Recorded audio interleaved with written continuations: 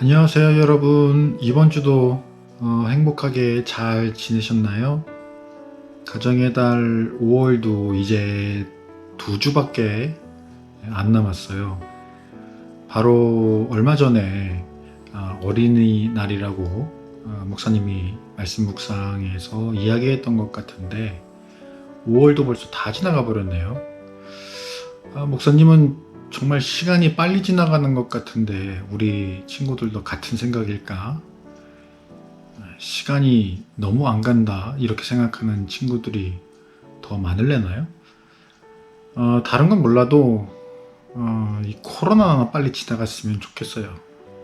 그래야 여러분들을 교회에서 자유롭게 만나고 교제하고 같이 예배하고 그럴 수 있으니까요.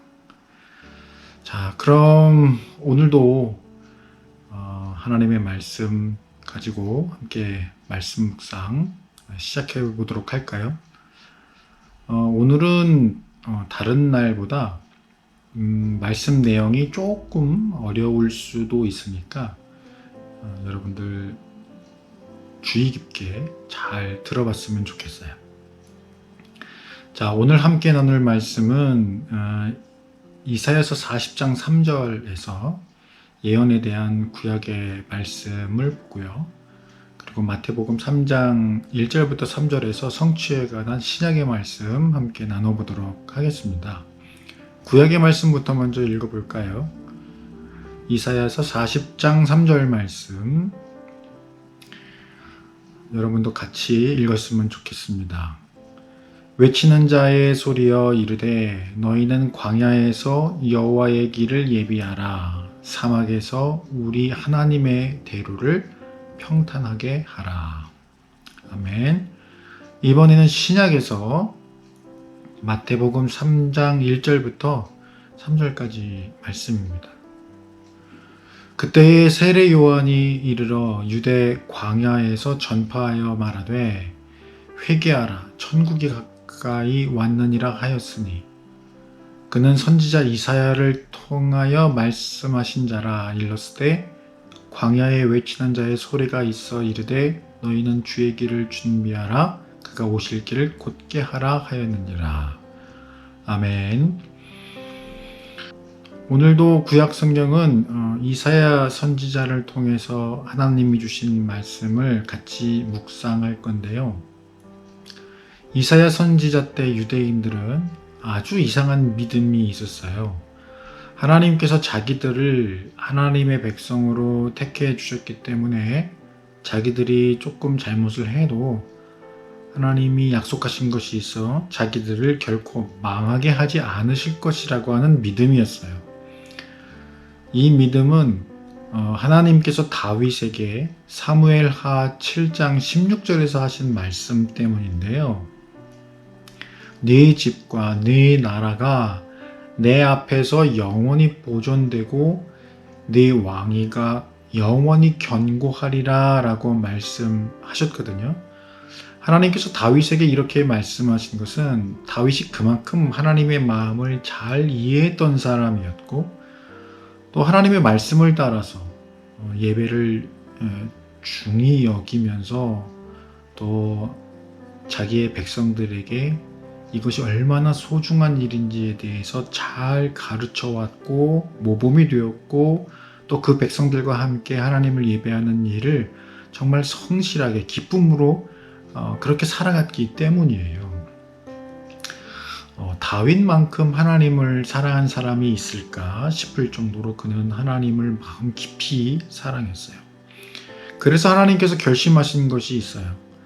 언젠간 하나님께서 정하신 때에 인류 구원을 위해서 만왕의 왕이신 메시아를 이 땅에 보내실 것인데 다윗의 후대를 통해서 보내시기로 하신 것이에요.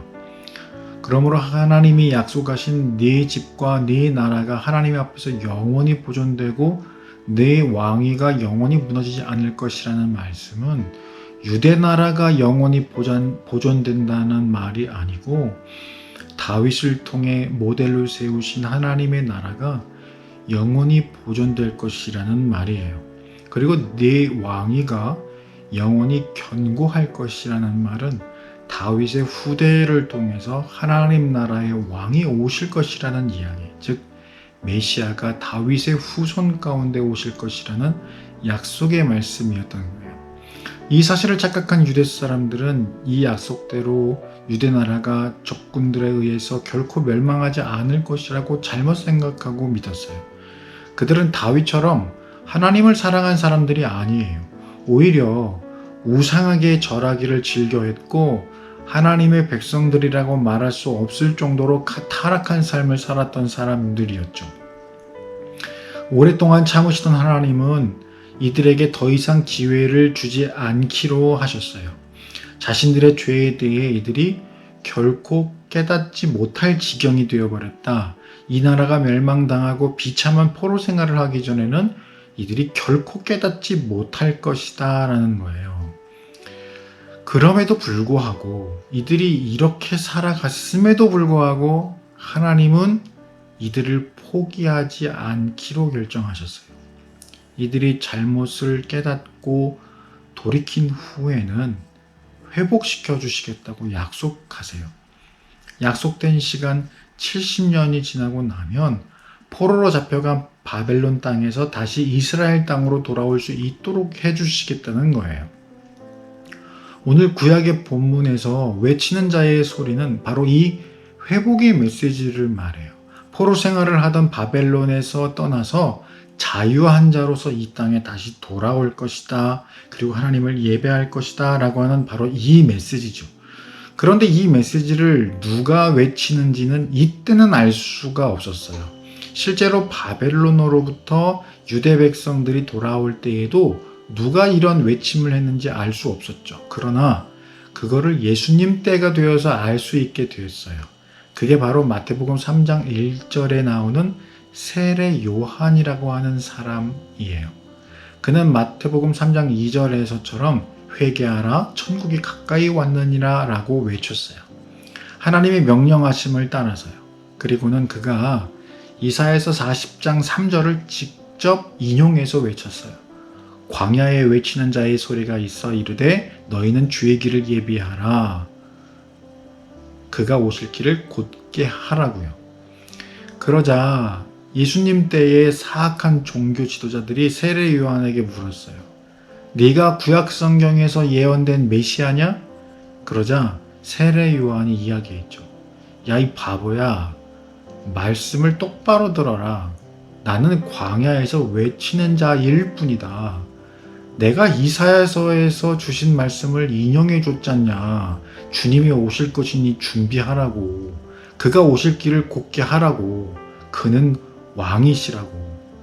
왕이 오실 것이니 준비하라고. 이 바보야. 우리 청파교회 유초동부 친구들도 다 아는 얘기를 너는 지도자라는 놈이 그것도 모르냐? 바보 같은 놈. 뒤에 말은 이제 목사님이 붙인 거고 이렇게 얘기해요. 바벨론에서 돌아온다는 것은 죄와 세상으로부터 주님께로 돌아온다. 주님의 거룩한 백성이 된다는 것을 의미해요. 이사야서 40장 3절에서 예비하라고 말씀하신 여호와의 길이란 왕이신 하나님께서 포로로 잡혀있던 이들을 이끌고 그분의 나라로 돌아오신다는 것을 의미하거든요. 이들에게서 떠나셨던 하나님께서 이제 이들을 데리고 그의 나라로 돌아오시겠다는 거예요. 자, 그러려면 왕이 먼저 그들 가운데로 오셔야겠죠. 그래야 죄를 상징하는 바벨론으로부터 이들을 데리고 나오실 거 아니겠어요? 그래서 왕이신 예수님께서 이 땅에 오시고 세례 요한은 예수님 앞서 광야에서 외치는 자로서 그분이 오실 것을 외친 거예요.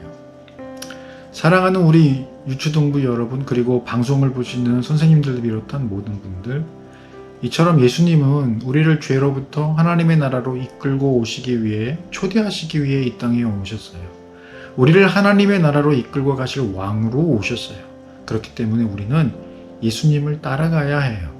예수님을 따라가지 않으면 하나님 나라를 갈 수 없는 거예요. 그런데 예수님은 누가복음 9장 23절에서 이렇게 말씀하셨어요. 아무든지 나를 따라오려거든 자기를 부인하고 날마다 제 십자가를 지고 나를 따를 것이니라. 예수님을 따라오려거든 제 십자가를 지고 따라야 한대요. 십자가를 진다는 것은 내 자아가 죽는 것을 말해요. 내 자아가 죽는다는 것은 내 고집대로 살아가고 나만을 위해서 살아가고 내 마음대로 내 뜻대로 되어야 해라고 생각하는 모든 것이 죽는 것을 말해요. 오직 예수님의 뜻대로, 예수님이 기뻐하시는 대로, 성경에서 가르치시는 대로 살아가는 것을 말해요. 마치 하나님께 칭찬받았던 다윗처럼요. 어려운 것 같지만, 그리고 실제로도 어렵지만 이 모든 것 또한 성령 하나님이 도와주세요. 그렇게 살아가도록 도우시고 힘이 되어주시는 분이 바로 성령 하나님이세요. 우리 친구들도 성령님의 도우심을 따라 다윗처럼 하나님의 기쁨이 되기를 또한 원하는 우리 친구들 되기를 주님의 이름으로 축복합니다. 기도하겠습니다. 사랑과 은혜의 주님, 오늘 우리가 함께 말씀을 나눈 것처럼 광야에 외치는 소리로서 왕이 오실 것을 기대하고 기다리며 또한 예비하라고 하신 그 이야기들 우리가 말씀을 통해 함께 나누었습니다. 우리를 죄로부터 세상으로부터 하나님의 나라로 초청하시고 그리고 이끌고 가시는 왕이신 우리 예수님을 우리가 제 십자가를 지고 온전히 따라갈 수 있게 도와주옵소서.